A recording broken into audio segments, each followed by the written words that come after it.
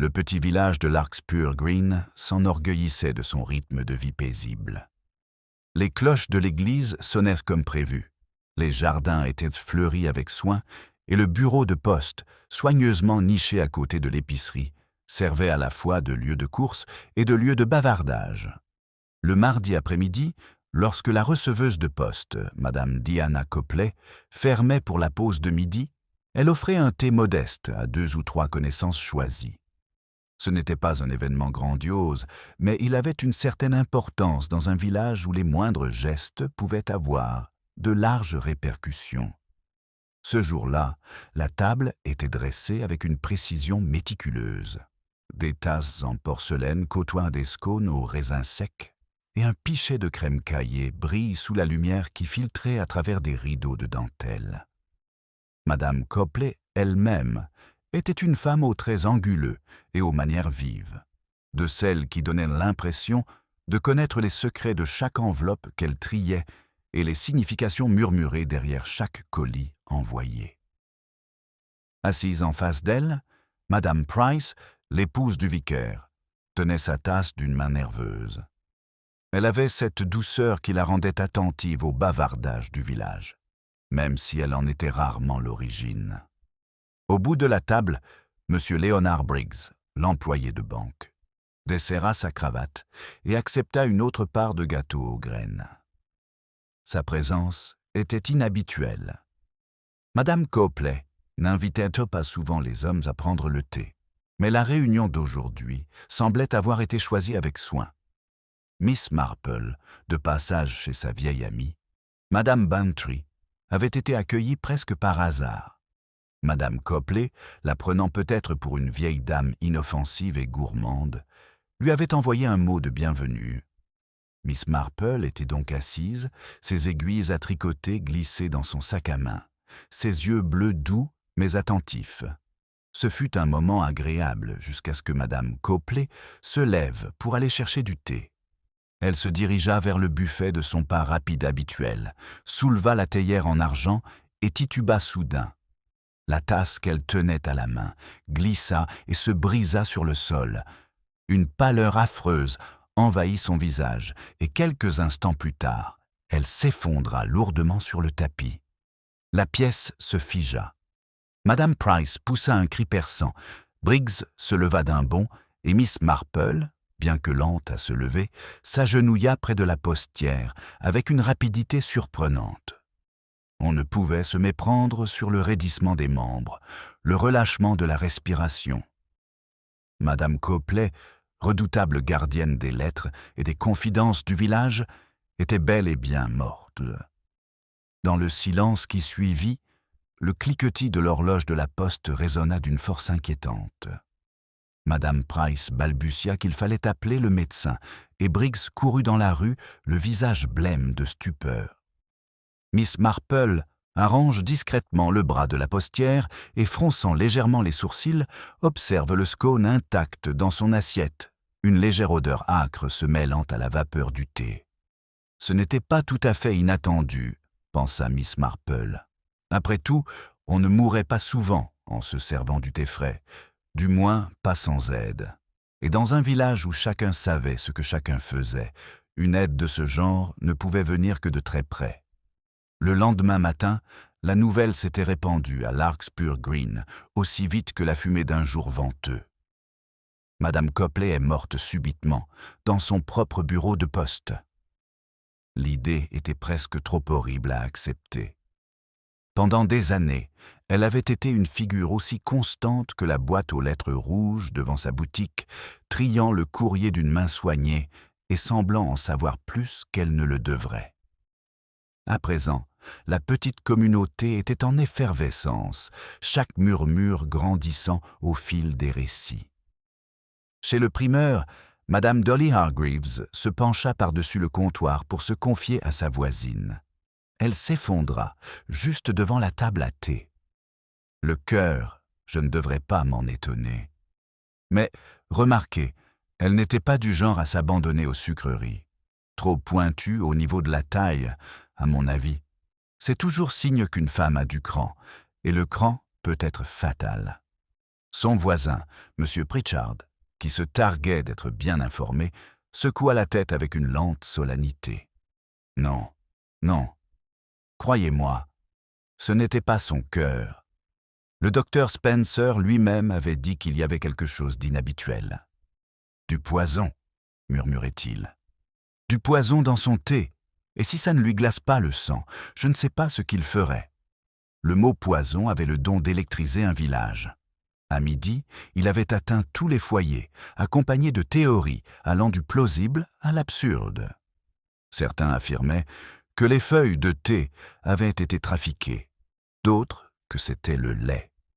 Quelques-uns murmuraient même qu'il s'agissait de poudres étrangères et de substances continentales redoutables, du genre qu'on ne trouve que dans les articles de journaux sordides. Mais lorsqu'on se demanda qui avait bien pu glisser une telle chose dans la tasse de Madame Copley, les opinions furent promptes et méfiantes. Peut-être que c'était M. Briggs, suggéra M. Pritchard en agitant un doigt tendu. Il était là, n'est-ce pas? Et un employé de banque a toujours des secrets de l'argent disparu, des comptes embrouillés. Une femme perspicace comme Madame Copley aurait peut-être découvert quelque chose qu'il valait mieux taire. Mais Madame Hargreaves ne se laissa pas convaincre si facilement. Absurde! J'ai vu le regard de Madame Copley sur Madame Price, avec pitié, presque moquerie. Peut-être savait-elle quelque chose sur la maison du vicaire. Vous seriez surpris de voir ce que font les hommes d'église. Et une épouse, humiliée, pourrait prendre les choses en main. À la tombée de la nuit, la moitié du village avait été nommée d'une manière ou d'une autre.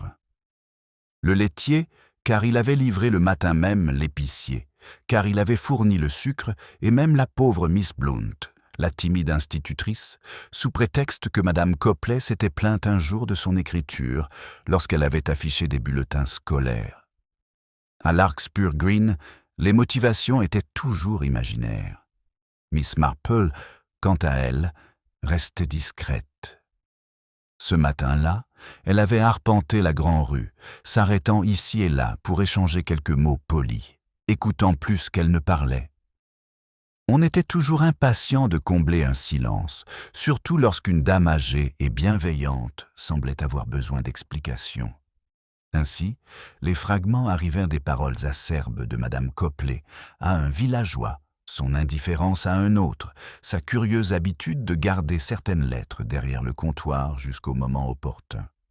Chaque histoire semblait insignifiante en soi, mais ensemble, elles formaient un tableau, un réseau de petites offenses et de ressentiments qui pouvaient, le cas échéant, se transformer en quelque chose de plus sombre. Au presbytère, Madame Price s'était alitée, accablée de stupeur. Le révérend Price rassura les visiteurs en leur disant que sa femme était profondément affligée, mais lui-même semblait désireux d'orienter la conversation vers les aspects pratiques du deuil. « Après tout, la poste doit continuer », répéta-t-il à plusieurs reprises. « Il faut trouver un remplaçant, même si l'absence de Madame Copley sera vivement ressentie. » Sa voix exprimait un soulagement, comme si la brusque réception avait été un fardeau. M. Briggs, quant à lui, arpentait la rue devant la banque, l'air hagard. Il racontait à qui voulait l'entendre qu'il n'avait été qu'un simple invité, rien de plus, et qu'il n'avait jamais touché la théière.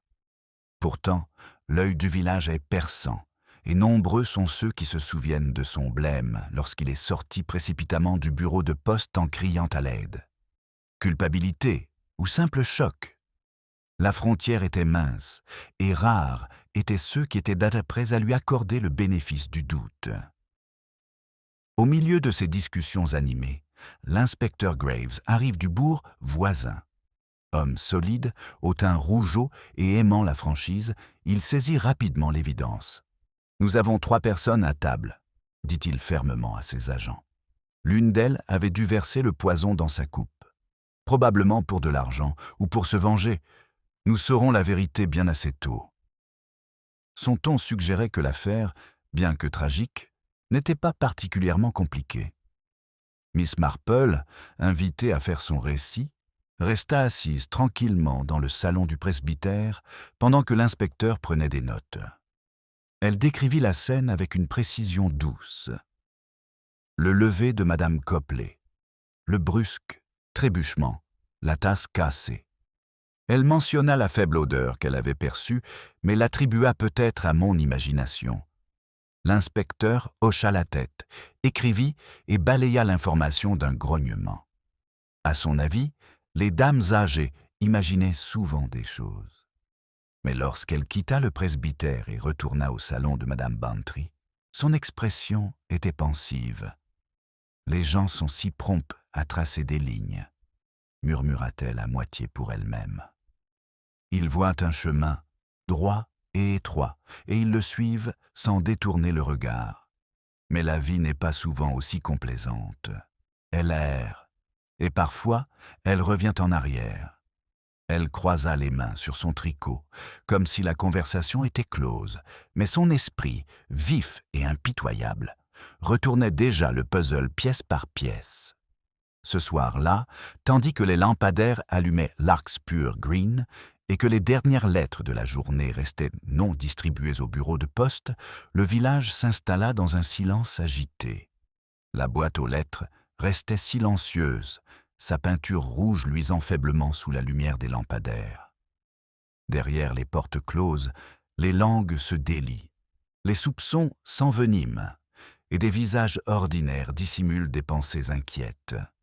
Et dans le silence de sa chambre d'amis, Miss Marple enfilait ses aiguilles avec de la laine neuve et considérait les plus petits détails, ceux que d'autres rejettent, mais qui, d'après son expérience, avaient le don de pointer directement vers la vérité.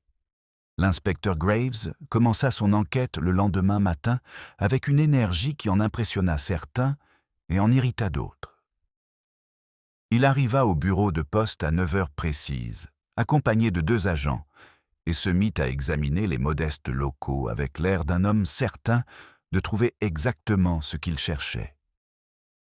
La petite boutique, avec ses casiers remplis d'enveloppes, ses colis soigneusement empilés et son odeur familière d'encre et de papier, avait à peu près la même apparence, hormis l'absence de sa redoutable maîtresse.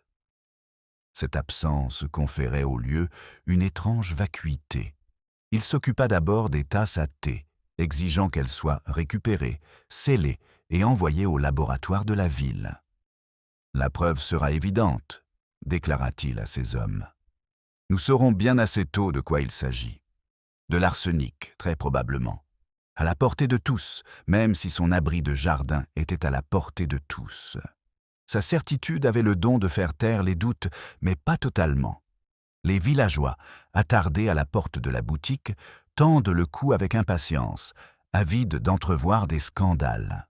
Miss Marple, un peu à l'écart, son sac à tricot au poignet, observait leurs expressions autant que leurs paroles. La jeune institutrice, Miss Blount, paraissait pâle et coupable, bien qu'elle n'ait pas assisté au thé. Madame Hargreaves, la femme du marchand de légumes, murmurait furieusement à sa voisine des choses concernant Briggs, jetant des regards entendus vers la banque. Tout le monde, semblait-il, était déterminé à trouver un coupable. L'inspecteur Graves ne perdit pas de temps pour appeler les 3 personnes présentes à la table Madame Price, Monsieur Briggs et Mademoiselle Marple elle-même. Ils étaient réunis dans le salon du presbytère, les rideaux tirés pour dissimuler les regards indiscrets. Madame Price tremblait visiblement, serrant son mouchoir, tandis que Briggs tentait de masquer son agitation par des fanfaronnades. « Je n'y suis pour rien », insista Briggs en élevant la voix. « J'étais là par hasard. Madame Copley m'a invité par courtoisie, je suppose. Je ne lui ai même pas servi mon thé, et encore moins le sien. » Grave le regarda avec suspicion. « Pourtant, tu étais assis juste en face d'elle, à portée de sa tasse. J'ai à peine touché le mien. » Demandez à n'importe qui. Le visage de Briggs était trempé de sueur et ses mains s'agitaient sans cesse. « Il ne faut pas penser, eh bien, c'est absurde. » Madame Price s'essuya les yeux. « C'était affreux, inspecteur, tout simplement affreux. Pauvre Madame Copley s'écroulait ainsi. Mais c'était sûrement son cœur, non? Elle était si vive. Les femmes vives se promènent souvent. Le docteur Spencer confirmera, dit Graves avec une fermeté qui n'invite pas à la contradiction. Mais les premiers signes suggèrent un empoisonnement. Vous avez partagé la même théière, madame. Oui, oui, murmura madame Price. Nous l'avons tous fait. Miss Marple, tranquillement assise dans un coin, avait répondu à ces questions d'un ton très doux. Elle expliqua que madame Copley avait servi le thé elle-même, le versant dans 3 tasses. Elle n'avait rien remarqué de particulier dans le goût. L'inspectrice remarqua ses paroles, mais, comme auparavant, sembla la considérer avec indulgence plutôt que sérieux. « Très bien, » conclut Graves. « Vous pouvez partir, mais restez au village. Pas de déplacement, pas d'absence inexpliquée. En attendant que ce soit réglé, nous traiterons cette affaire avec la plus grande rigueur. » Les heures suivantes apportèrent une nouvelle agitation. Les agents fouillèrent les appartements privés de madame Copley, au-dessus du bureau de poste, fouillant tiroirs et placards. Ils découvrirent dans son secrétaire une petite boîte verrouillée, contenant une collection de lettres nouées. Grave les observa avec intérêt, murmurant des rumeurs de chantage. Mais le contenu, examiné, se révéla décevant des notes ordinaires de cousins éloignés, des reçus et quelques avis paroissiaux. Pourtant, mademoiselle Marple, qui découvrit la découverte par hasard, remarqua le soin avec lequel madame Copley les avait conservés. Cela suggérait une femme à la fois ordonnée et prudente, peut-être même secrète. Pendant ce temps, les commérages des villageois atteignent leur paroxysme. À l'auberge, le vieux monsieur Jasper déclara, en buvant sa pinte, que madame Copley avait été bien trop futée et avait probablement déniché des secrets qui la rendaient dangereuse. « On n'aime pas que son linge soit lavé à l'air libre », dit-il d'un ton sombre, sous les murmures d'approbation. D'autres répétaient des histoires sur sa langue acérée et son habitude de retarder l'envoi des lettres, jusqu'à ce que cela lui convienne. Les petits griefs prenaient un poids nouveau à l'ombre de sa mort. Miss Marple, errant dans les ruelles cet après-midi-là, méditait sur ces détails. Elle avait toujours cru que dans les villages, que ce soit St. Mary Mead ou Larkspur Green, les vies des habitants étaient plus étroitement liées qu'ils ne le pensaient. Un mot mal placé, une lettre cachée, une remarque entendue par hasard, de telles choses pouvaient s'envenimer jusqu'à se transformer en ressentiment. Et le ressentiment, d'après sa longue expérience, était plus dangereux que la passion. La passion s'embrasait et le ressentiment, atténué, persistait. Lorsqu'elle retourna au salon de madame Bantry pour le thé, son hôtesse était pleine de questions. « Eh bien, Jane, qu'en pensez-vous ? Quelle excitation ! Bien que effrayante, bien sûr. Pensez-vous que c'était vraiment du poison ?» Miss Marple sourit faiblement. L'inspecteur semble sûr de lui. Et peut-être a-t-il raison. Mais il ne faut pas oublier, ma chère, que le poison n'est pas seulement une question de substance. Il peut se manifester dans les mots, les regards, les petits gestes qui rongent avec le temps. On voit beaucoup dans les recoins tranquilles de la vie. Madame Bantry lui lança un regard perspicace. « Vous soupçonnez déjà quelqu'un ?»« Je ne soupçonne rien, Dolly. J'observe simplement. Et parfois, l'observation apporte des réponses là où la suspicion ne fait qu'obscurcir la vue. » La conversation s'arrêta là, mais les aiguilles de Miss Marple continuèrent de crépiter sans interruption tout au long de la soirée, ses pensées tissant des motifs aussi nets que ses poings. Elle se souvenait de la faible odeur âcre de la théière, des protestations nerveuses de Briggs, de la détresse tremblante de madame Price, et surtout de la silhouette affûtée de madame Copley elle-même, si vive, si autoritaire, si consciente des secrets du village. Miss Marple savait que tirer trop fort sur ses fils pouvait tout défaire. Et peut-être, pour quelqu'un à Larkspur Green, cela avait-il été une raison suffisante pour mettre fin à ses jours. Jeudi matin, Larkspur Green bourdonnait de nouvelles théories, renforcées par la ferme suggestion de l'inspecteur selon laquelle un poison était bel et bien en cause. Bien que les résultats du laboratoire ne soient pas encore disponibles, ce simple mot suffit à enflammer les villageois de certitude. Quelqu'un avait glissé du poison dans le thé de Madame Copley. Quelqu'un qui était assis à cette table, ou peut-être quelqu'un qui avait préparé les choses à l'avance.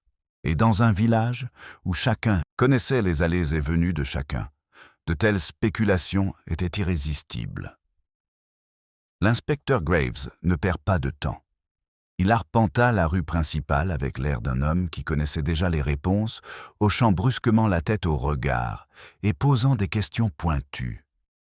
Son regard, semblait-il, s'était posé sur M. Leonard Briggs, l'employé de banque. Briggs était devenu pâle et hagard depuis son décès, ses vêtements légèrement froissés, le regard rivé à une tension nerveuse. Pour Graves, un tel comportement était presque un aveu. Il était là, raconta Graves au docteur Spence ce matin-là, devant le bureau de poste. Il en avait l'occasion. De plus, des rumeurs courent concernant des irrégularités à la banque. Des fonds disparus, du moins, c'est ce qu'on dit. Un mobile s'il en est. Le docteur Spencer, prudent, haussa les sourcils. Les rumeurs abondent comme les mauvaises herbes, inspecteur. Mais oui, je vous accorde que ce type a l'air assez coupable. À l'intérieur même de la banque, les murmures s'étaient déjà répandus. Les employés échangèrent des regards nerveux. Les clients s'attardaient, avec des questions pointues, et le pauvre Briggs se retrouvait au centre de tous les regards. Il essayait de rire, mais son rire était cassant, et ses mains tremblaient lorsqu'il comptait les pièces. Ce soir-là, il fut convoqué à l'auberge pour être interrogé, et les villageois se rassemblèrent, comme des papillons de nuit, autour d'une flamme, écoutant aux fenêtres, s'attardant près des portes, chaque mot passant rapidement d'une oreille à l'autre. « Dites-nous franchement, monsieur Briggs, » demanda l'inspecteur Graves. « Vous étiez-vous disputé avec Madame Copley? Savait-elle quelque chose que vous auriez préféré qu'elle ignore ?» La voix de Briggs se brisa. « Non, je lui ai à peine parlé devant la poste. Elle était vive, oui, parfois acerbe, mais je n'avais aucune rancune. Et quant à la banque, je vous assure que mes comptes sont en règle. Il ne faut pas croire toutes les histoires. » Ces dénégations ne contribuèrent guère à apaiser les soupçons. Certains considérèrent même son désespoir comme une preuve de culpabilité. Madame Bantry elle-même, racontant la scène plus tard à mademoiselle Marple, admit l'homme transpirait la culpabilité par tous les pores. Difficile d'imaginer le contraire. Miss Marple, cependant, ne partageait pas cette certitude. La culpabilité, murmura-t-elle pensivement, est une expression compliquée, Dolly. J'ai connu des gens qui paraissaient coupables à cause d'une bagatelle, d'une dette oubliée, d'une dispute avec leur conjoint, et d'autres qui paraissent innocents comme des agneaux tout en cachant de terribles secrets. Il ne faut pas se décider trop vite. Pendant ce temps, l'attention se tourna également vers Madame Price, l'épouse du vicaire. Bien que sa détresse eût semblé sincère, les villageois avaient la mémoire longue. La langue acérée de Madame Copley ne l'avait pas épargnée, et on murmurait des humiliations subies lors de la vente de charité de l'Église, des lettres égarées ou retardées, ce qui causait un malaise au presbytère. Plus d'un villageois se souvenait de l'air supérieur de Madame Copley chaque fois qu'elle évoquait les sermons du vicaire. Madame Price, malgré son apparence calme et douce, nourrissait-elle un ressentiment caché. « Elle est fragile, oui », confie Madame Hargreaves à Mademoiselle Blount, tandis qu'elle s'attarde devant l'épicerie. Mais j'ai toujours dit de se méfier des personnes dociles. Une femme docile, avec suffisamment de raison, peut commettre des actes désespérés. Croyez-moi.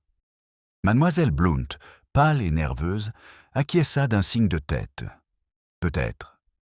Mais alors, pourquoi prendre le thé, en présence d'autres personnes? Ne serait-ce pas très risqué? C'est ce qui rend cette idée intelligente. a déclaré Madame Hargreaves d'un ton sombre. L'inspecteur Graves, lui aussi, n'ignora pas complètement Madame Price. Il se rendit de nouveau au presbytère, posant des questions pointues. Le révérend Price protesta avec indignation, proclamant l'innocence de sa femme avec toute la force vertueuse de la chair.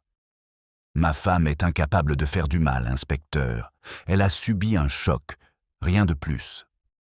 Prétendre le contraire est une insulte. » Grave remarqua pourtant la façon dont Madame Price se tordait les mains, le tremblement de sa voix lorsqu'elle parlait du thé, la façon dont son regard se détournait lorsqu'il lui demandait si elle s'était servie elle-même sa tasse. Il rangea l'affaire, une autre possibilité parmi celles proposées. Et puis, bien sûr, il y avait Miss Marple elle-même. Pas suspecte aux yeux de l'inspecteur, ce n'était qu'une visiteuse âgée. Mais les villageois, dans leurs moments d'imagination, ne pouvaient s'empêcher de l'inclure dans leurs histoires. Après tout, elle était présente, n'est-ce pas?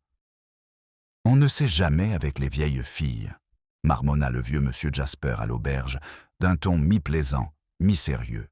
« Elles disent qu'elles voient tout, et peut-être, un jour, agiront-elles en conséquence. » Miss Marple, informée de cela en riant, se contenta de sourire. « Les gens disent n'importe quoi, ma chère. C'est leur façon de gérer la peur.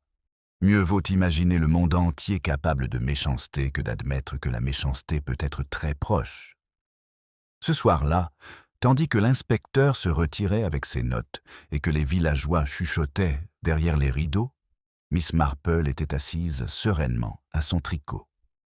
Les soupçons envers M. Briggs lui semblaient trop faciles, trop évidents, et les tremblements nerveux de Madame Price, qu'ils soient de culpabilité ou de chagrin, ne lui en disaient pas beaucoup. Elle pensait plutôt à Madame Copley elle-même, à sa finesse, à sa maîtrise des lettres, à sa capacité à retenir un mot ici, un paquet là. C'était un pouvoir subtil, mais un pouvoir néanmoins. Et là où il y a du pouvoir, Miss Marple le sait, il y a toujours le danger du ressentiment, de l'envie et de la peur. Dehors, le vent d'automne bruissait à travers les haies de Larkspur Green, emportant avec lui les murmures d'un village en proie à l'agitation. Deux noms, Briggs et Madame Price, s'étaient élevés au sommet de la vague murmurante, mais pour Miss Marple, le tableau était loin d'être complet. Le comportement humain, songea-t-elle, n'était jamais aussi simple que les points audacieux de son tricot. Il ressemblait davantage à une dentelle délicate, complexe et pleine d'espaces cachés où la vérité pouvait se cacher. Le village de Larkspur Green s'éveilla vendredi avec le sentiment que la situation reprenait son cours habituel, même si, en réalité, la suspicion était pesante. L'inspecteur Graves avait clairement indiqué que M. Briggs et Mme Price étaient ses principales préoccupations, et les villageois, avides de certitude, s'étaient attachés à ces noms avec enthousiasme. Pour eux, l'énigme semblait presque résolue. Pourtant, pour Miss Marple, l'affaire ne faisait que commencer à prendre forme. Elle passe la matinée comme à son habitude, une promenade dans la rue principale, s'arrêtant ici et là pour saluer ses connaissances, écoutant avec un doux sourire les voisins exprimer leurs pensées. Au village, les mots abondaient comme les feuilles d'automne, et elle savait que les plus petits détails pouvaient en dire bien plus que le témoignage le plus formel. C'est devant le bureau de poste, désormais fermé, et sous la surveillance de l'agent, qu'elle s'arrêta pensivement.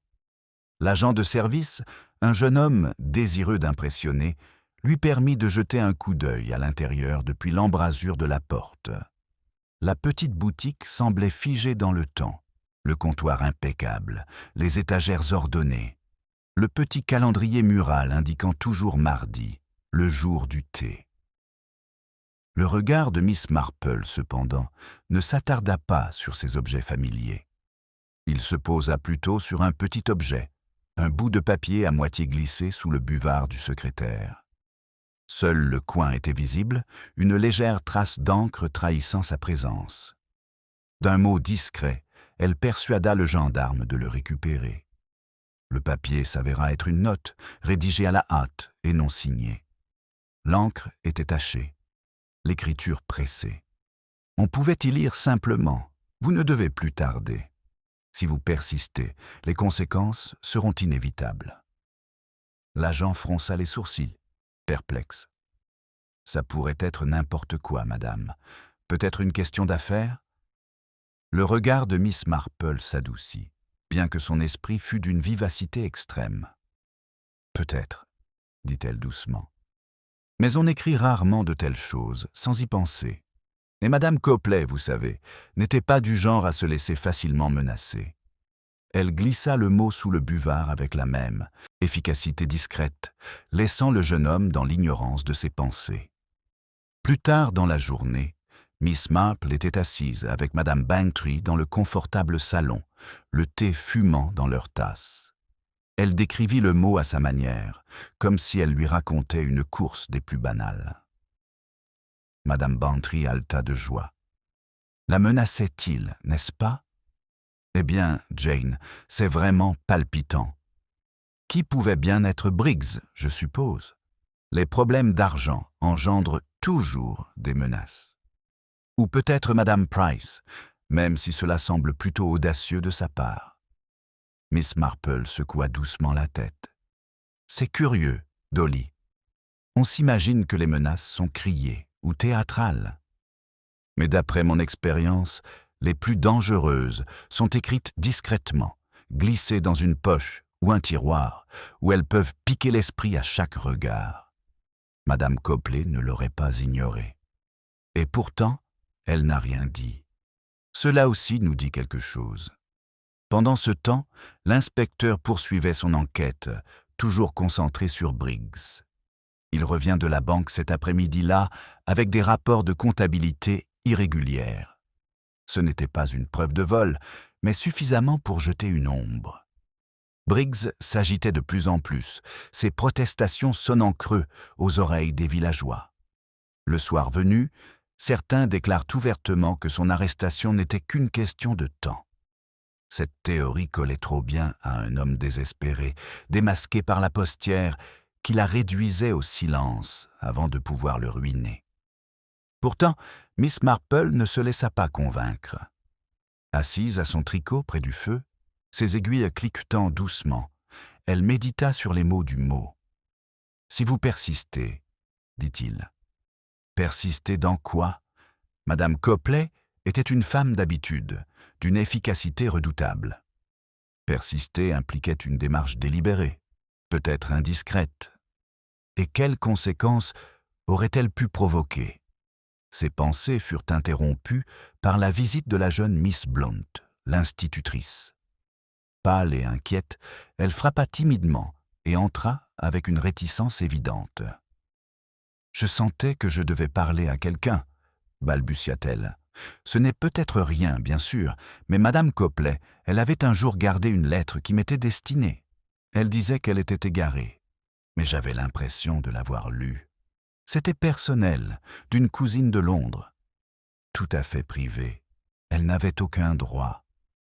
Je me suis dit que peut-être en avait-elle pris l'habitude. » Miss Marple écoutait gentiment en hochant la tête. « C'est très utile, ma chère.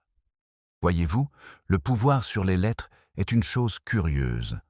Dans un village comme celui-ci, savoir ce qui est écrit, quand et par qui, pourquoi, cela peut être plus précieux que l'argent. Et plus dangereux. » Mademoiselle Blount rougit. « Vous ne pensez pas ? » « Je pense, dit doucement Miss Marple, que Madame Copley a peut-être persisté dans une pratique que d'autres auraient souhaité voir cesser. Et cela nous donne un motif suffisant. » La jeune fille partit, quelque peu réconfortée, et Miss Marple resta longtemps plongée dans ses pensées. Le mot, la lettre cachée, la subtile emprise de Madame Copley sur la correspondance privée, tout cela n'était pas de simples broutilles. C'était les fils conducteurs d'un modèle. Et Miss Marple, bien qu'apparemment sereine, commençait à entrevoir comment le travail pourrait se dérouler. Cette nuit-là, le village dormait d'un sommeil agité.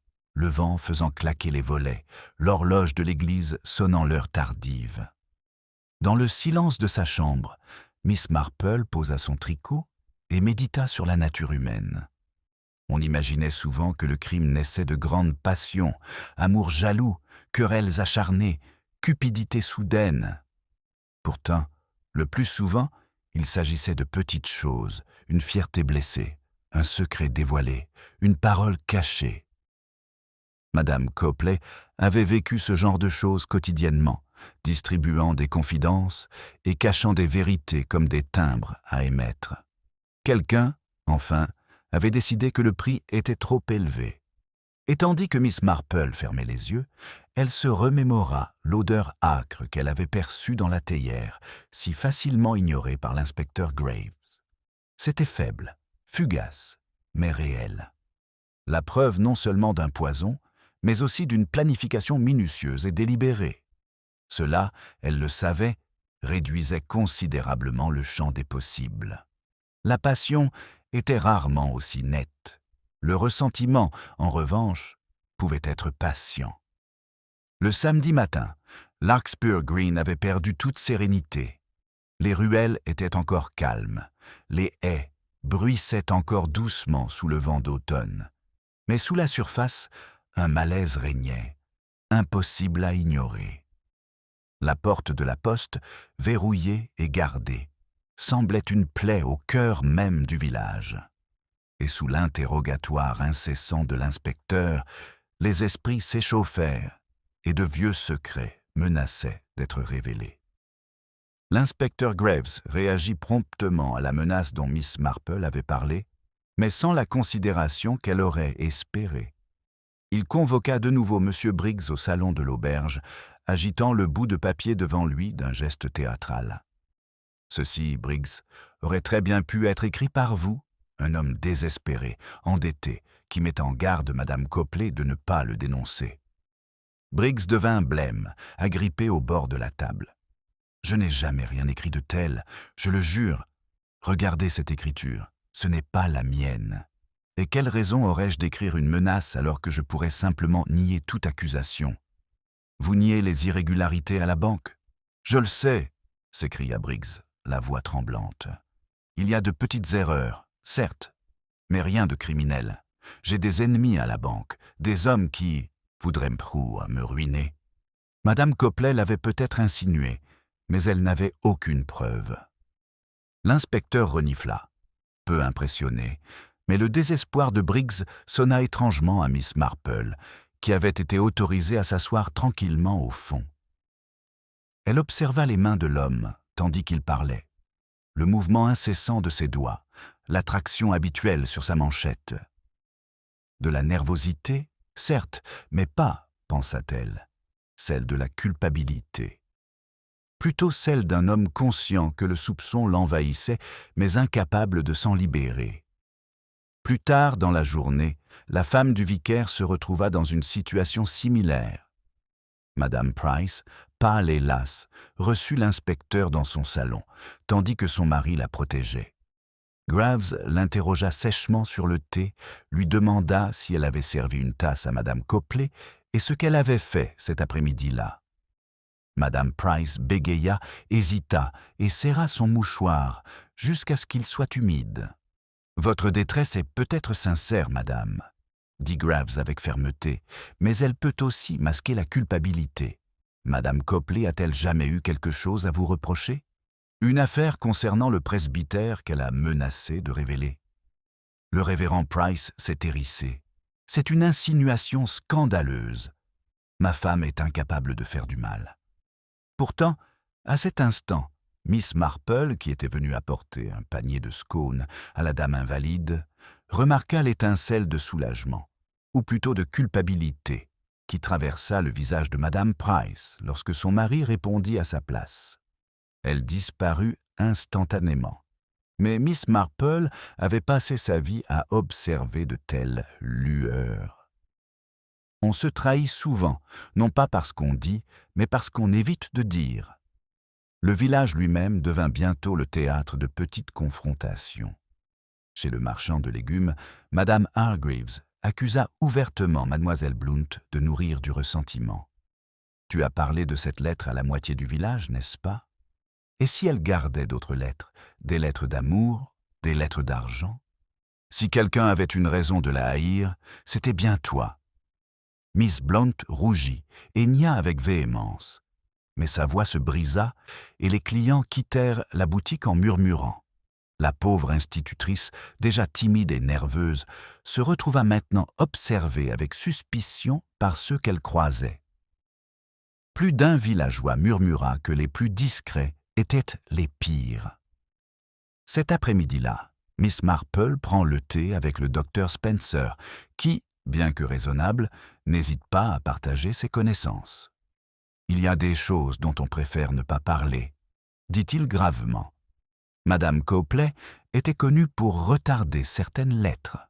Pas officiellement, vous comprenez, mais discrètement, de sorte qu'elles arrivaient en retard, voire pas du tout.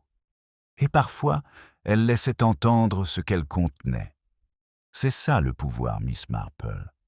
Un pouvoir dangereux? Miss Marple hocha la tête. Oui, on sous-estime ces petites interférences. Une lettre cachée peut changer le cours d'une vie. Et Madame Copley n'était pas, je crois, une femme encline à la clémence. Le docteur Spencer soupira. Apparemment, tout le monde le voulait, petit ou grand. Si nous devons soupçonner tous ceux qui ont subi un affront, nous devons soupçonner la moitié du village. Et de fait, le soir venu, il semblait que la moitié du village était soupçonnée. Les rumeurs sur l'ingérence de Madame Copley s'amplifient. Elle avait ruiné les perspectives d'un jeune homme en n'envoyant pas sa demande à temps. Elle avait embarrassé Madame Price en perdant une lettre de l'évêque, affirmant qu'elle avait retenu une facture jusqu'à son échéance, jetant ainsi le doute sur l'honnêteté de l'épicier. Chaque nouvelle ajoutait un nom à la liste des ennemis potentiels. Pourtant, malgré tout ce vacarme, Miss Marple gardait son calme. Elle se souvenait de la note menaçante, de l'odeur âcre de la théière et du tremblement des mains de Madame Price. Elle se souvenait aussi des protestations lasses de Briggs et de la rougeur honteuse sur le visage de Miss Blount. Chaque détail était comme une maille de son tricot, minuscule en soi, mais essentiel à l'ensemble. Ce soir-là, tandis que l'inspecteur s'apprêtait à rédiger son rapport préliminaire, Miss Marple, assise près du feu avec ses aiguilles, réfléchissait. Les villageois se disputaient, avides de trouver un coupable, de se débarrasser de la peur en pointant du doigt. Pourtant, la vérité, soupçonnait-elle, ne résidait pas dans les querelles évidentes ni dans les accusations bruyantes. Elle se cachait dans les recoins les plus discrets, dans les secrets que chacun se cachait à lui-même. Car dans chaque village, elle le savait, il y avait des schémas d'orgueil, d'envie, de ressentiment enfouis sous la courtoisie. Madame Copley avait tiré sur ces schémas avec trop d'audace.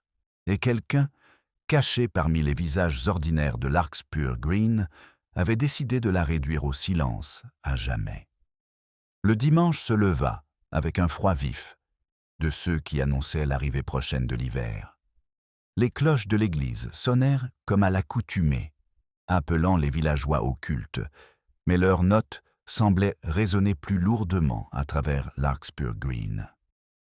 Les visages étaient solennels, tandis que les paroissiens remplissaient les bancs, murmurant à voix basse, le regard perdu.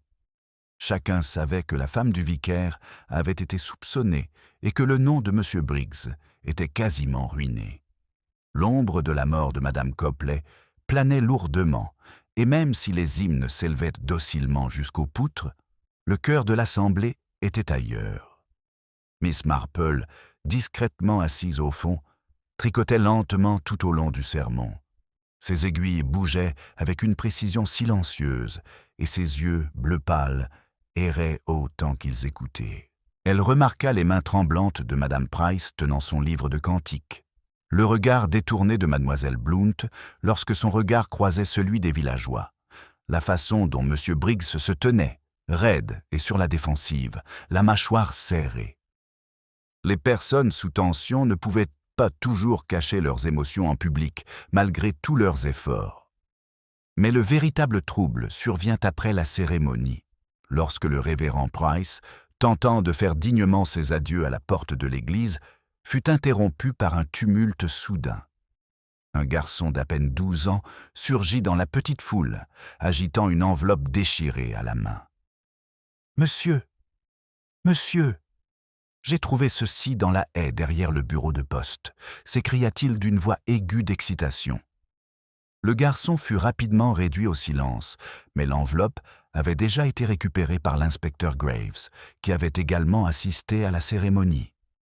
L'inspecteur l'examina avec une satisfaction sombre. La lettre avait été ouverte et la moitié de son contenu restait un court mot, écrit de la même écriture hâtive que le message menaçant que Miss Marple avait lu. Seulement, celui-ci était plus clair. « Si vous me démasquez, je vous anéantirai. Réfléchissez bien. » Un murmure parcourt les villageois. Encore un billet. Retrouvé dans une haie, comme jeté à la hâte. Pour l'inspecteur, cela sembla une confirmation de chantage. Il brandit la lettre comme une arme. Vous voyez, la preuve que Madame Copley se mêlait de choses qu'elle n'aurait pas dû faire, et la preuve que quelqu'un avait des raisons de la réduire au silence. Ses yeux se tournèrent à nouveau vers Briggs. Une lettre, cachée et abandonnée. Exactement ce que ferait un homme coupable acculé.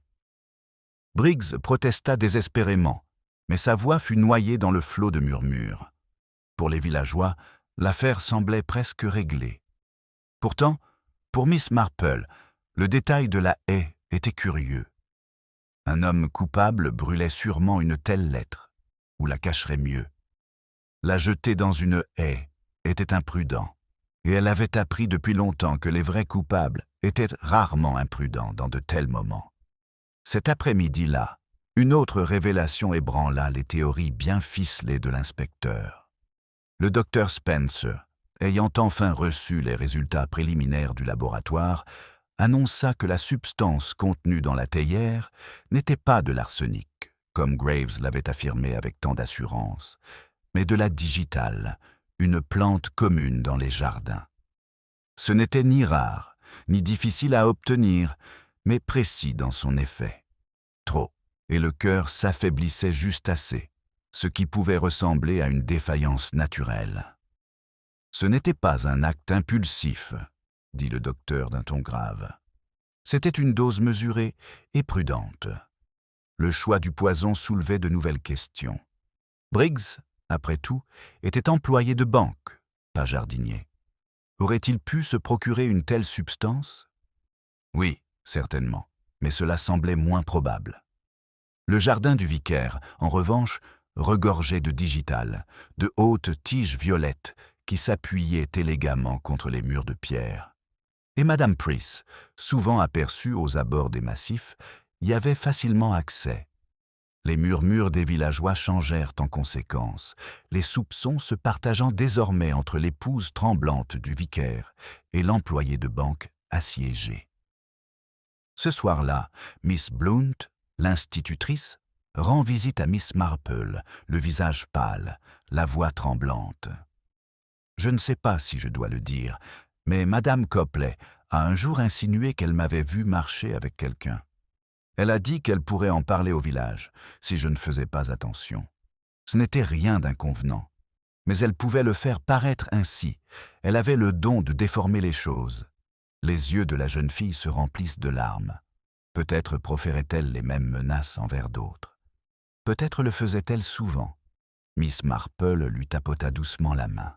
« Ma chère, vous avez été très sage pour me le dire. Les secrets, voyez-vous, ne sont jamais aussi cachés qu'on le croit. Et Madame Copley, je le soupçonne, en avait récolté plus que sa part. » Plus tard, une fois la jeune fille partie, Miss Marple resta assise tranquillement près du feu, ses aiguilles à tricoter posées sur ses genoux.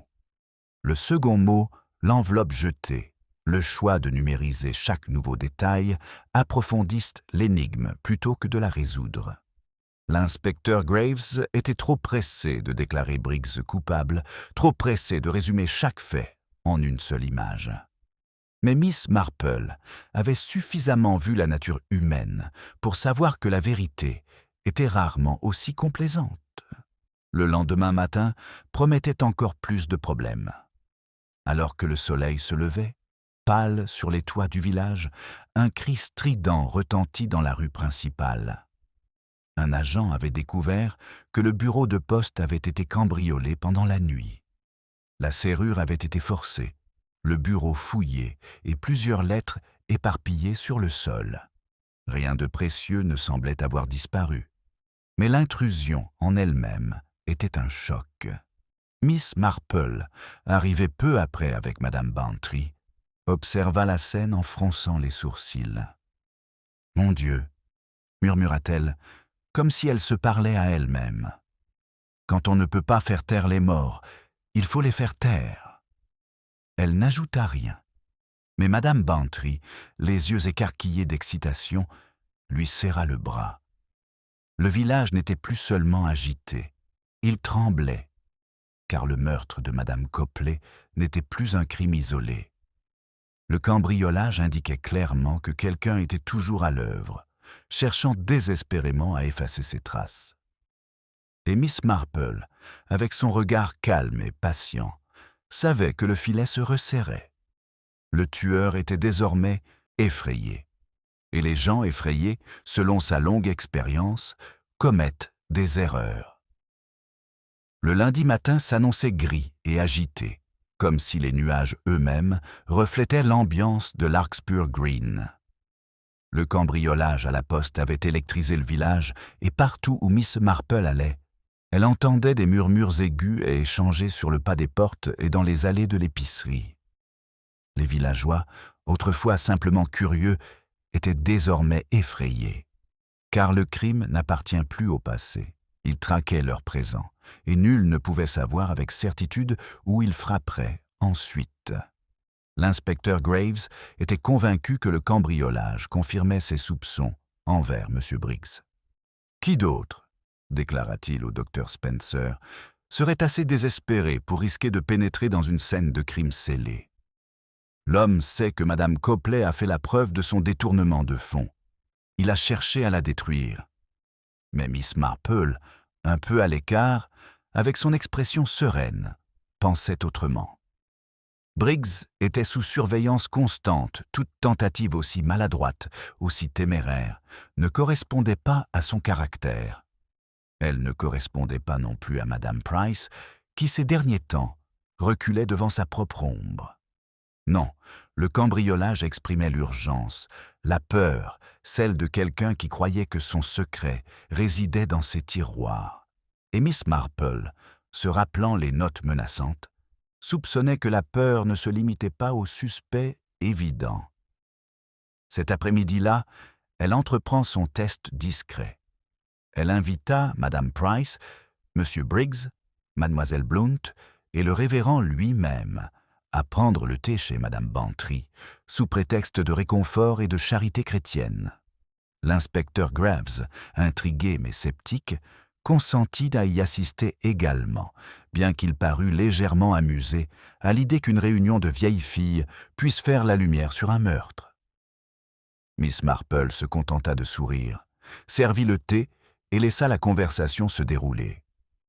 Au début, la conversation se résumait à des remarques banales sur la météo, des condoléances répétées sur un ton poli et des gorgées de thé nerveuses. Mais Miss Marple avait appris depuis longtemps que c'était dans ces petites réunions, sous couvert de réconfort, que les masques commençaient à tomber. Elle parlait gentiment de Madame Copley, non pas comme d'une victime, mais comme d'une voisine. Elle était vive, songea Miss Marple à voix haute, et peut-être un peu trop portée à rappeler aux autres leurs défauts. Il fallait pourtant reconnaître qu'elle avait une certaine influence. Les lettres, après tout, sont des choses si délicates. Une lettre égarée peut changer des vies. Sa remarque flottait dans l'air comme de la fumée. Madame Price s'agita, sa tasse de thé claquant contre la soucoupe. Briggs rougit, marmonna quelque chose sur le caractère sacré de la correspondance, puis se tut. Mademoiselle Blount pâlit, baissa les yeux sur ses genoux. Mademoiselle Marple laissa le silence s'éterniser, puis reprit de sa voix la plus douce. « Je me souviens qu'il y a quelques années, à St. Mary Mead, la fortune d'un jeune homme avait été complètement bouleversée par une lettre livrée trop tard.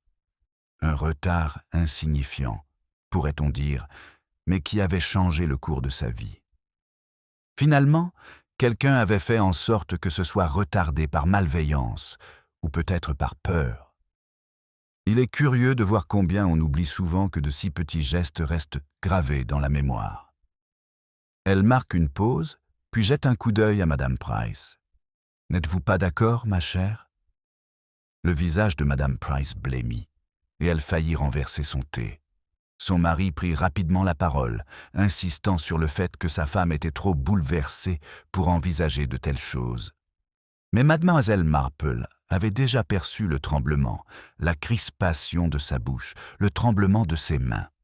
Pas une preuve, pas encore, mais une confirmation du malaise. Briggs, quant à lui, intervint sur la défensive. Si madame Copley jouait à ce jeu, c'était malhonnête de sa part. Du chantage, voilà ce que c'était. Elle laissait entendre certaines choses, certes, mais je ne lui donnais jamais de raison. Elle n'avait aucun pouvoir sur moi. Pourtant, ses paroles le trahirent, car elles suggèrent une connaissance de menaces plus précise que de simples ragots de village. Miss Blount resta silencieuse du début à la fin, les yeux baissés, les joues légèrement en feu. Miss Marple l'observa attentivement et tourna finalement son regard vers la jeune fille. « Il peut être très difficile, » dit-elle doucement, « quand on est jeune, d'être jugé sur les apparences. Les gens parlent et une simple promenade le soir avec un ami devient un murmure. Si madame Copley avait fait allusion à de telles choses, cela aurait été très pénible. » À ces mots, Miss Blount perdit son sang-froid. Elle leva les yeux, surprise, et ses lèvres tremblèrent. « Elle avait dit qu'elle me ruinerait, » murmura-t-elle. « Elle avait dit qu'elle le dirait au curé, aux administrateurs de l'école, à tout le monde. Et ce n'était rien, rien du tout, juste une rencontre innocente avec quelqu'un qui m'était cher. Mais elle avait tout déformé. » Le silence retombe dans la salle. L'inspecteur Graves se pencha avec empressement, mais Miss Marple leva légèrement la main pour le retenir. La jeune fille parlait par peur, non par malice, et Miss Marple ne voulait pas que ses paroles soient piétinées. « Merci, ma chère, » dit-elle gentiment. « Il faut du courage pour parler de telles choses. Et peut-être cela nous apprend-il quelque chose d'important que madame Copley ait eu une influence sur plus d'un d'entre nous. Demandons-nous qui d'entre nous la craindrait suffisamment pour agir. » Elle laissa ses paroles s'imprégner, puis s'occupa de la théière, comme si rien d'important n'avait été dit. Au moment où les invités partirent, l'inspecteur Graves semblait pensif, moins sûr de sa solution. Il marmonnait des choses sur le chantage et les digitales, les lettres et les rancunes cachées. Pourtant, il s'accrochait toujours à Briggs comme principal suspect. Miss Marple, cependant, savait qu'il n'en était rien. Elle avait vu les vacillements, les tremblements, les aveux à moitié formulés. Elle savait que la culpabilité n'était pas toujours forte, elle se murmurait souvent, dissimulée dans les gestes et les silences. Ce soir-là, Miss Marple était assise tranquillement dans sa chambre d'amis, son tricot sur les genoux. Les preuves avaient donné ce dont elle avait besoin, non pas des aveux, mais des réactions. Car les réactions étaient plus vraies que les mots. La défensive de Briggs, les tremblements de madame Price, l'effondrement de Miss Blount, chacun racontait sa propre histoire. Et Miss Marple, en les reliant aux notes cachées et au bureau de poste cambriolé, put enfin entrevoir la vérité qui commençait à se dessiner. Il n'était pas encore temps de parler, pas avant que le schéma ne soit complet. Mais bientôt, très bientôt, elle rassemble les fils. Et ce faisant, le tueur découvrirait qu'il n'y avait aucun moyen d'échapper à la clarté silencieuse de ses observations. Mardi matin, L'air de Larkspur Green était tendu, comme une pause avant l'orage. Les villageois s'étaient agités, les rumeurs s'étaient musées, en certitude, et la suspicion planait comme une ombre sur chaque conversation. Certains croyaient que la ruine de Briggs n'était qu'à quelques jours, d'autres jurent que la nervosité de Madame Price était la preuve de sa culpabilité, tandis que quelques-uns murmuraient à propos de la honte de Mademoiselle Blount. Pourtant, sous tout cela, un malaise nouveau, actuel, se manifestait face au cambriolage, et la peur que le tueur soit toujours parmi eux, à les observer, à les attendre. Miss Marple passa la matinée, comme toujours, tranquillement, discrètement, mais avec l'oreille attentive et le regard plus perçant qu'il n'y paraissait. Elle entendit la femme de l'aubergiste dire que Madame Copley avait menacé de révéler les dettes secrètes d'un villageois. Elle écouta l'épicier marmonner qu'une facture était retardée jusqu'à ce que sa réputation en pâtisse. Elle entendit la confession tremblante de Miss Blount concernant les menaces qui pesaient sur ses moyens de subsistance résonner dans de nouvelles langues. Petit à petit, le schéma se précisa. Lorsque l'horloge de l'église sonna midi, Miss Marple était sereine. Il était temps. L'inspecteur Graves, toujours convaincu de la culpabilité de Briggs, se montre réticent lorsque Mademoiselle Marple demande une réunion au presbytère cet après-midi-là. « À mon avis, Mademoiselle Marple, c'est du théâtre, » grommela-t-il. « On n'a pas besoin de jeux de société quand on est sur le point d'être arrêté. » Mais Miss Marple, avec son doux sourire, répondit simplement « Parfois, inspecteur, la vérité ne se révèle pas seulement par les faits. Elle se révèle lorsque les gens se croient en sécurité. Une petite réunion peut s'avérer plus utile que vous ne le pensez. » Ainsi, en fin d'après-midi, les personnalités clés étaient réunies dans le salon du presbytère, M. Briggs, pâle et épuisé, Madame Price, tremblante comme toujours, Mademoiselle Blount, les yeux rougis par les larmes, le révérend, figé par l'indignation, le docteur Spencer, cité comme témoin, et l'inspecteur Graves lui-même, son carnet prêt. Madame Bantry, ravie par le drame, avait insisté pour être présente, tout en promettant de rester assise tranquillement. Miss Marple, dans son fauteuil habituel, ne paraissait pas plus redoutable qu'une vieille dame bienveillante s'apprêtant à servir le thé. Elle commença doucement, comme si elle se parlait à elle-même. « Il est curieux, n'est-ce pas, qu'une femme comme Madame Copley ait pu paraître si inoffensive, si vive, si acerbe, et pourtant, combien d'entre nous la craignaient? Elle détenait des lettres, voyez-vous. Les lettres contiennent des secrets, et les secrets, dans un petit endroit comme Larkspur Green, sont aussi dangereux que des couteaux. » Son regard se porta sur Mademoiselle Blount, qui rougit profondément. Notre jeune institutrice, par exemple, vivait dans la terreur qu'une simple promenade puisse tourner au scandale. M. Briggs redoutait les rumeurs d'irrégularité bancaire. Madame Price redoutait l'humiliation au sein de la paroisse. Tant de fils, tous tirés entre les mains expertes de Madame Copley. L'inspecteur l'interrompit avec impatience. Et tous avaient un mobile. Miss Marple. Mais lequel a agi? C'est l'essentiel. En effet, Miss Marple acquiesça sereinement. Qui a agi? C'est ce que je voudrais expliquer. Elle posa son tricot sur ses genoux et joignit les mains. Considérons d'abord le poison. De la digitale, issue de la digitale. Pas de l'arsenic provenant d'un hangar, ni une poudre étrangère rare, mais une substance trouvée dans les jardins, administrée avec précaution, à dose mesurée. Cela nous apprend quelque chose d'important, le tueur n'était pas impulsif. Il avait des connaissances, et il avait accès à l'information. Ses yeux se levèrent, doux mais pénétrants. Les digitales, vous vous en souvenez peut-être, poussent en abondance dans le jardin du presbytère. Un murmure parcourt la pièce. Madame Price laissa échapper un léger hoquet, et son mari s'écria avec fureur. « C'est scandaleux! Ma femme n'est pas une meurtrière. » Miss Marple inclina la tête. Je ne suggère pas qu'elle ait ramassé les feuilles elle-même. Mais elle, peut-être plus que quiconque, savait à quel point la langue de Madame Copley pouvait être blessante. Une lettre de l'évêque égaré. Un murmure au bazar lui pesait, n'est-ce pas?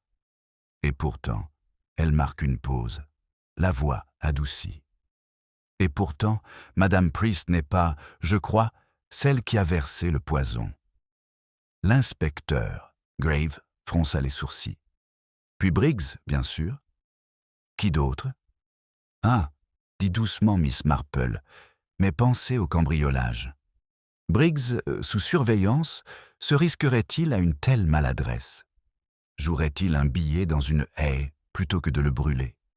Ce ne sont pas les actes d'un employé calculateur, mais ceux d'une personne paniquée, quelqu'un qui n'a pas l'habitude du crime. Son regard se porta enfin vers mademoiselle Blount. La salle retenait son souffle. La jeune fille reste figée, les yeux écarquillés, les lèvres entr'ouvertes. « C'était vous, ma chère, » dit doucement Miss Marple. « Vous étiez acculée, effrayée. Madame Copley menaçait de vous ruiner, de faire d'une rencontre innocente une honte. Pour une jeune femme seule, avec sa carrière et sa respectabilité en jeu, une telle menace devait paraître insupportable. Vous vous trouvâtes vers le jardin, vers ce qui était le plus proche, les digitales, et vous planifiiez du mieux que vous pouviez, non par malice, mais par désespoir. Miss Blount porta les mains à sa bouche. « Non, non », balbutia-t-elle. Mais sa voix vacille, ses yeux se remplissent de larmes, et un silence pesant s'abat sur la pièce. Le ton de Miss Marple restait tendre, presque triste. On espérait que cela paraisse naturel, une défaillance du cœur. On pensait que personne ne se doutait de rien, mais le désespoir laisse des traces. Les notes, le cambriolage, tout cela n'était pas l'œuvre d'un criminel endurci. C'était-ce les actes de vantardise de quelqu'un qui réalisait trop tard que son acte avait laissé plus de questions qu'il n'en avait fait taire. L'inspecteur Graves referma son carnet. Bon sang, ce ne sont que des spéculations, Miss Marple. Mais le docteur Spencer, l'air grave, secoua la tête. Ce n'était pas une spéculation. La digitaline est précise. Un profane pourrait en savoir juste assez pour être dangereux. Et sa réaction à l'instant, « Inspecteur, vous l'avez bien vu. » Mademoiselle Blount s'effondra alors, sanglotant sans retenue. Des mots de peur, de honte et de regret jaillirent de ses lèvres. Elle n'avait pas eu l'intention de tuer, elle. Insistait. Elle voulait seulement effrayer Madame Copley, la rendre malade, faire taire ses menaces. Mais la dose avait été trop forte, et lorsque Madame Copley s'était effondrée, elle avait paniqué. Ce cambriolage avait été sa tentative désespérée de récupérer les notes compromettantes. Le révérend murmura une prière. Madame Price pleura doucement dans son mouchoir. Briggs resta assis, stupéfait, et l'inspecteur Graves, bien que bourru, finit par avouer la vérité. « Eh bien, murmura-t-il, vous avez l'œil du diable, Miss Marple. Je vous l'accorde. » Miss Marple ne dit rien. Elle se remit simplement à tricoter, ses aiguilles claquant doucement, comme si rien de remarquable ne s'était produit. Pourtant, dans son regard doux, transparaissait à la fois la pitié et la certitude. Elle n'avait pas cherché à humilier Miss Blount, seulement à révéler ce qui devait l'être. Et comme toujours, la vérité, si douloureuse fût-elle, avait émergé non par la force, mais par le dénouement silencieux de la nature humaine. Le lendemain des aveux de mademoiselle Blount, le village de Larkspur Green semblait étrangement apaisé. Ce n'était pas la tempête d'indignation ou de scandale à laquelle on aurait pu s'attendre. Au contraire, une atmosphère feutrée flottait dans l'air, comme si les villageois eux-mêmes étaient honteux de la rapidité avec laquelle les soupçons s'étaient propagés d'un voisin à l'autre. L'école était fermée, sa cloche muette, et la grande-rue était plus calme qu'elle ne l'avait été depuis des semaines. Pourtant, Dans chaque parterre et par-dessus chaque clôture, la même histoire, se murmurait la timide institutrice, qui n'avait jamais élevé la voix en classe, avait assassiné la postière. L'inspecteur Graves, malgré ses fanfaronnades précédentes, avait traité l'affaire avec un tact inattendu. Mademoiselle Blount n'avait pas été emmenée enchaînée, mais discrètement escortée jusqu'au chef-lieu, pâle et en pleurs, soutenue par l'un des agents. L'inspecteur avait murmuré quelque chose à propos de Clémence, de sa jeunesse et de sa peur, tout en prenant soin de rappeler aux villageois que justice devait être rendue. Pourtant, son attitude suggérait que même lui avait été adouci par l'explication bienveillante de Miss Marple concernant le désespoir de la jeune fille. Madame Bantry, bien sûr, raconta chaque détail à la moitié de la paroisse, même si son récit devenait de plus en plus dramatique à chaque récit. Jane avait un tel sang-froid, dit-elle à Madame Hargreaves, comme si elle discutait de la météo. Et c'est ainsi qu'elle resserra les mailles du filet autour de la pauvre mademoiselle Blount. Oh, c'était remarquable! À quoi Madame Hargreaves répondit qu'elle avait toujours soupçonné l'institutrice, alors qu'en vérité, elle avait affirmé tout le contraire une semaine auparavant. Pendant ce temps, M. Briggs émergea, clignant des yeux, sous le soulagement.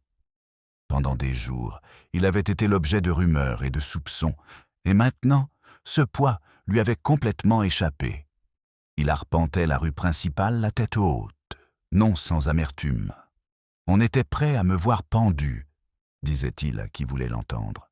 « Et pourquoi ?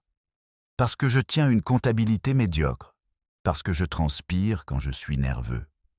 Cela montre, n'est-ce pas, la promptitude des gens à condamner. » Certains villageois compatissants, d'autres murmuraient que son comportement était resté suspect.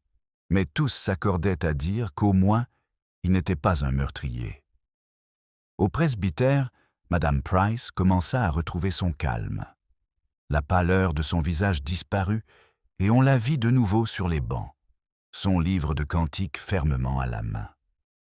Pourtant, elle portait en elle une humilité nouvelle, la conscience tranquille d'avoir frôlé la disgrâce. Plus d'une fois, on l'entendit remercier Miss Marple à voix basse, mais précisément pour ce qu'elle n'expliquait jamais. Le docteur Spencer, toujours raisonnable, rendit son jugement sans détour.